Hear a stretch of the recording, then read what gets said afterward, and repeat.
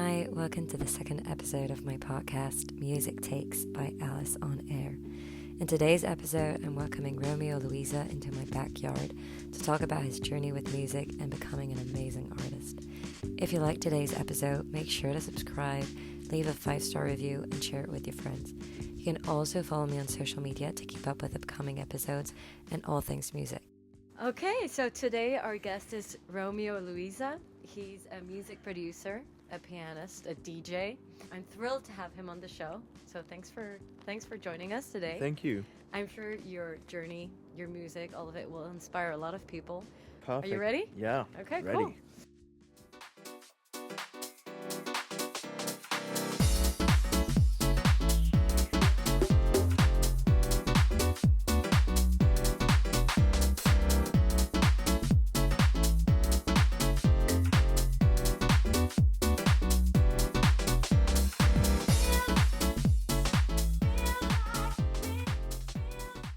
So I gave a brief introduction about you, but how do you like to present yourself to other people? Yeah, I feel like the introduction you gave was accurate. Thank you. But yeah, I would say that I'm a musician first of all, and I try to bring the soulful energy from the music of the past into the present times, and to make it a little bit more energetic. Okay, cool. So it's all about music. It is. Yeah. You describe yourself with music. Yeah. That's interesting. Yeah, I feel like that's the main topic in my life at Okay. the moment, and it's been 4 years. Yeah, Okay, cool. definitely. And what are you doing in New York? I'm being a musician in New York. I'm being an artist in New York. I just had a gig at Le Bain, Nice. which is an amazing club, which seems to fit with the taste we tried to have in the agency. Yeah, I mean, it's owned by a French guy, and obviously we try to be the French ambassadors for the new French house and French Dutch scene, so it sort of makes sense for us to play there, and there's always a great vibe, so that was the main focus of being in New York. Cool. If you could describe yourself in 3 words, Right. and it's not just personality traits or anything, it can be music, Yeah. anything. I mean, it's definitely related. I would say artistic, poetic, and nostalgic. Okay. Maybe. I could explain Interesting, all of yeah. that, but maybe we can go in details Yeah. afterwards. I Sure. don't know. Yeah. We'll have time. Cool. Now, a bit about your music takes. What's your favorite artist? Of all times, or maybe You can answer as you Yeah. wish. I think my favorite artist of all time would be Marvin Gaye. He's known for that very sort of romantic Yes. music. But if you dig a little bit deeper, you can see that he's a great vocalist and pianist and composer, and he took very creative decisions on his albums in an era where those decisions would have been controlled by producers or labels, and he really took that step into independence. Okay. Interesting. And he created some of the most amazing records by doing that. So much respect for Marvin Gaye. Cool. And that's a comprehensive answer. I like it. Do you Sure, yeah. have a favorite genre, music genre? Yeah, I mean, I listen to a lot of different genres. I would actually go for something that has nothing to do with the music I make, Yeah. but something that really connects with me is dad rock. What's Um, that rock? And yeah, that's a bit of a term. Like, dad rock is basically 70s folk rock. Oh, You know, I see. Like Simon and Garfunkel? Did that? yeah, Simon Okay. and Garfunkel, like Okay. Bob Dylan, I guess could be considered that to some extent. Steely Dan. The style? Steely Dan. Yeah. Absolutely, yeah. I'm into that because of the Yeah. the music that I Yeah. listened to while I was growing up. Yeah. Okay. In the 70s. Yeah. I'm kidding. Pretty. Okay. And what's the concert of your dreams? I guess Marvin Gaye would have been great. Yeah. There's so many other ones. I feel like I'm gonna say The Doors. You know, that band from the '60s, like psychedelic rock band. Again, nothing to do with electronic music, but you know, I'm so interested in the global history of music, and you know, obviously Jim Morrison died so young. And I feel like their concert was always so controversial, and you know, for the time. So yeah, I feel like that would have been such a great show. Okay. You know, so entertaining to see people passing out on stage. You know, Love like this. yeah, you know, rock and roll. Yeah. Makes sense. Now we have a bit, like a brief idea, I guess, about who you are and what you like. But now let's get into it. Let's get into the gist of it. Yeah. How would you define your music? How do you want people to remember your music? I think my music is the energy of the house rhythms at the service of a soul or soulful emotion. Okay. So it's about that blending of the 70s soul and disco music with the modern twist of house music. I can see that on stage. Thank you. When did you start making music?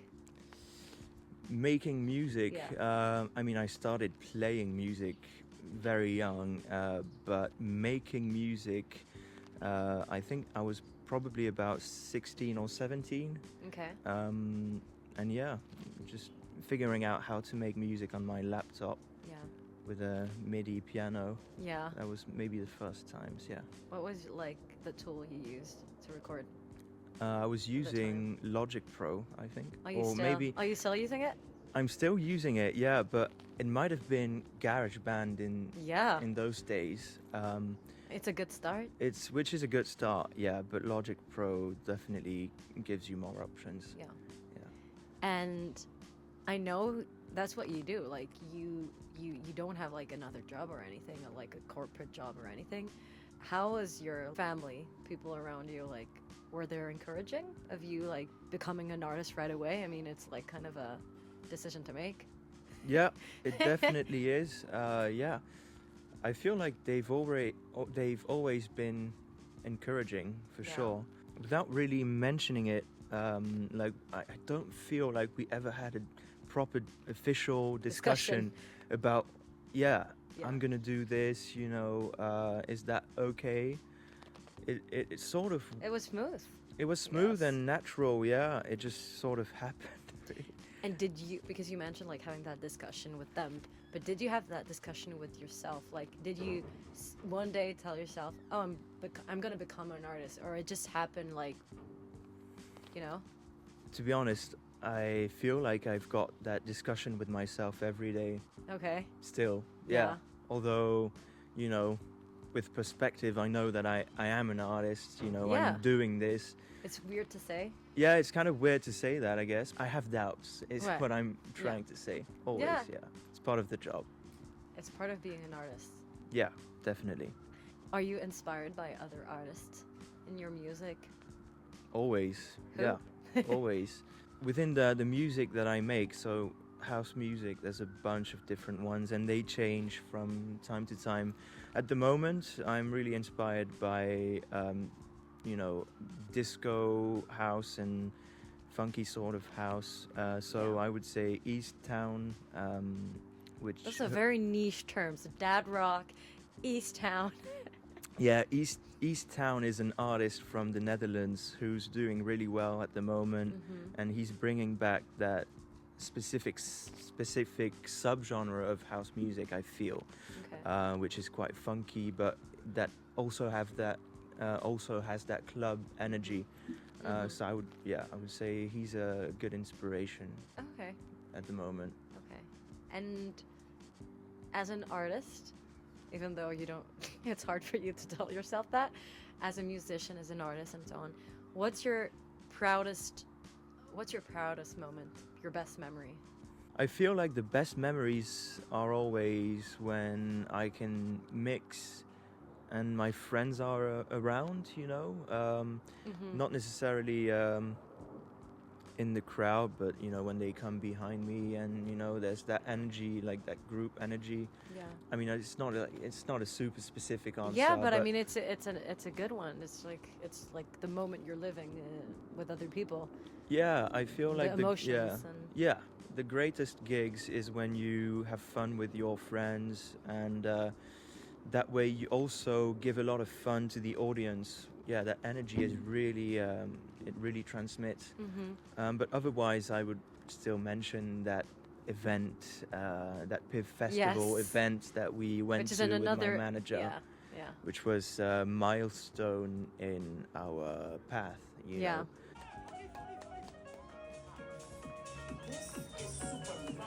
Yeah, jumping on the stage with the keyboard.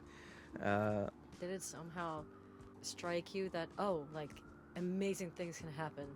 Did you imagine such things happening so early in your career? No, not at all, to be honest. It just sort of happens, when you surround yourself with the right people, people who support you and believe in the music you do, believe in your project. It's like you're building a team, and it sounds kind of cheesy, but together you're stronger. So yeah, I really felt that. We're in New York. Yeah, typical New Yeah. York soundscape here, Yes, it's which the is vibe. really good. I That's could what we use that want. in a track. Actually, Yeah. I do use that in You my use, tracks like, sounds like sometimes. that, yeah. Siren sounds. Pretty cool. Yeah. It's funny because you mention a lot like the moments on stage. Would you rather Sure. be on stage or produce music on your own? What's the moment you like the most? Because it's very different. Produce music on my own. Yeah. Yeah, the routine of being in the studio and producing some music from scratch is so amazing. Yeah. It's amazing to be doing that. I have a question about that because I recently started to produce music. I think the hardest thing about producing music, and it makes it frustrating sometimes, where it's supposed to be like this hobby and this amazing moment, but sometimes it's super frustrating because you have this vision of what you want to do and like those ideas, and to actually make it real, there's like, Oh, you yeah. know what I mean? There's a whole universe in between these two things. And is it like yeah, don't you think it's hard sometimes? Like, it's super difficult. I'm not alone.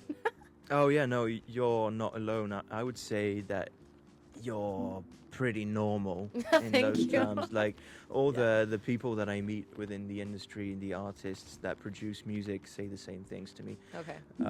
We can all relate to that. Yeah, And yeah, that's the most difficult. I would say that I'm gonna start a track with a specific idea in mind, but something is gonna lead me to a complete Yeah. different result. Do you consider yourself as a perfectionist?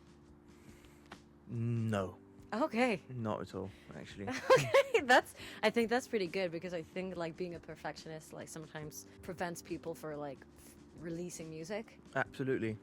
And that's why you're not, or it's like a trait of personality and you've always been like that? I've always been sort of lazy, and I feel like obviously this can be a bad trait, but Yeah. it can also be a good one because you can also say, right, this is how it's going to be, and therefore it makes you move forward. I've also got a good quote from Dali, the painter. It sounds a bit, Yeah. I don't know, cliche. Very or French of you. It's actually a relevant quote for the question. It's like, don't be afraid about trying to reach perfection. You'll never reach it. Oh, yeah. So it's like, are you going to really keep trying? Or, are you going to stop and put music out there? Yeah. We need to move forward. It's never going to be perfect. And there's always going to be that feeling of hating a track that you've made 1 year ago because it's gotten old, and you can do better. Yeah. And that's how it is. You can always do You better have to with accept time. it. You have to accept it, embrace it. And yeah, imperfections are so cool. Again, I love vintage music, like vintage, music from the 70s. Yeah. And what makes those records great is all the little imperfections that flaws. there are. Yeah. Yeah. And we try to replicate that nowadays with the analog gears that we're using, like tape that sounds kind of grungy and stuff. So everything tends to everything tends to tell us that we like imperfections. So just embrace That's it. very wise. Embrace it. Do you like partnering with other artists? Do you find it challenging? Yeah, it's very challenging, to be honest. I'm very much of a loner in general, whether it's my personal life or professional. Okay. So yeah, obviously I find that working with other people is difficult because it implies compromising. And adapting to what they like. Yeah, absolutely. But if you manage to find people that understand the aesthetics that you're pursuing. Yeah, pursuing. That's the word. Then it can turn into such a bliss. And it's been the case with Chester, as it's been the case with another very good friend of mine called Theos. Okay. We've made several tracks together, many of them which are still unreleased, but we really understand each other and we have the same taste for a lot of things. So can't wait to see the new music. Yes. Are there some artists you'd love to partner with? So I would say Grant Nelson, off the top of my head. Okay. Because he's been around for a long time and I love what he does. Kerry Chandler as well, who's also a great producer, artist, composer, but great keyboardist. He often brings a keyboard to his sets. Yeah. So definitely a great inspiration of mine. And if I can do something with him That would one be day, nice. that would be amazing. Yeah. Okay. Thanks for answering all those questions. It was really interesting. My pleasure. I do have a question about the music industry. How does the music industry today pose a challenge to you? I do think it's challenging, yes. It poses many problems to me. I feel like the main one is probably the way that it relies on social media so heavily, because it feels like artists nowadays are not really booked for their talent or the music that they do, which is the actual substance, the actual content that's interesting. Yes. But for the amount of followers that they've got. Yeah, exactly. So I feel like we're definitely losing something here. And it's I was talking about bookings, but it's the same with signing tracks to labels. Because I feel like nowadays labels want to sign tracks which have already worked on social media, which have already went viral. And that's ridiculous because it feels like back in the days, labels, their significance was to invest in an artist in whom they believed in. And take risks for that artists, for those artists. And so it's kind of reversed nowadays. It feels like they're waiting for artists to be big enough in order to sign them or to book them. And I feel like that's ridiculous. It's pretty sad. Yeah, I'm not sure we're going in the right direction with this.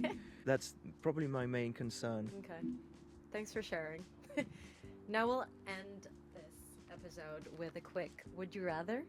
Cool. That's like those. Yeah, that's cool. Some curious questions. Nice. If you were to be in a studio with the following artists, okay, wow, who would you choose?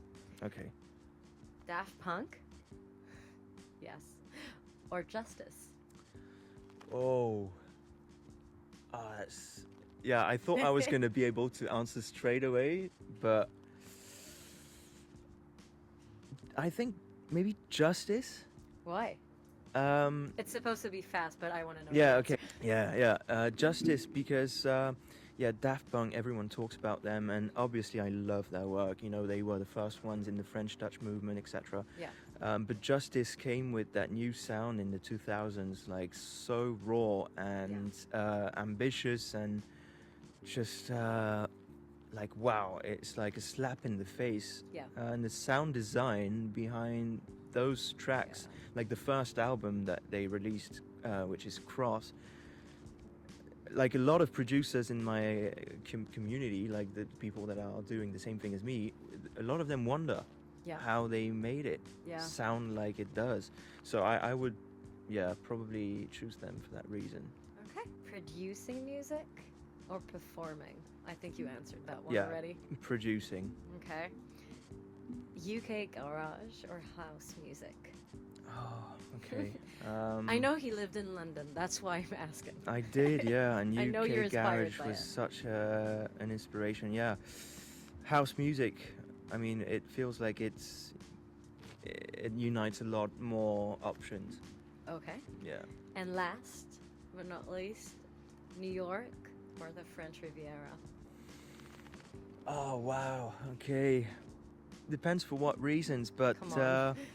I mean, I'm gonna choose the French Riviera because that's probably where I'm gonna end up living. When I'm old. Yeah.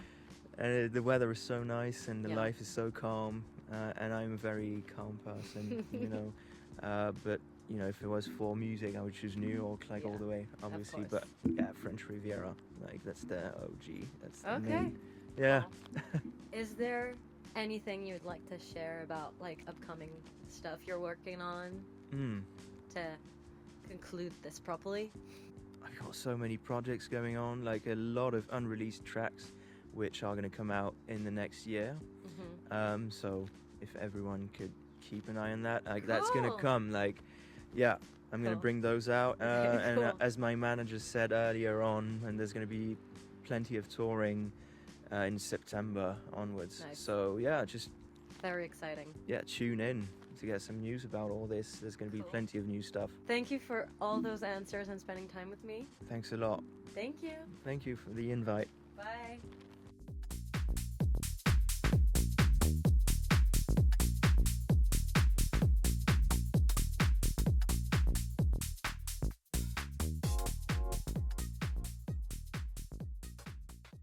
Thanks for joining us on Music Takes by Alice on Air. I hope you enjoyed hearing my guest story and learning a little bit more about Romeo Louisa.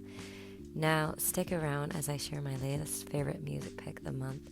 Today's pick is the single I'm Your Girl Right by Tavlo. It was released on May 13th. It's a Swedish dance pop electronic track, and it kicks off her upcoming studio album, Estras, which will drop on September 18th, and which I'm super excited about. If you liked today's episode, again, make sure to subscribe, leave a 5-star review, and share it with your friends. You can also follow me on social media to keep up with upcoming episodes and all things music. Everything is in the bio.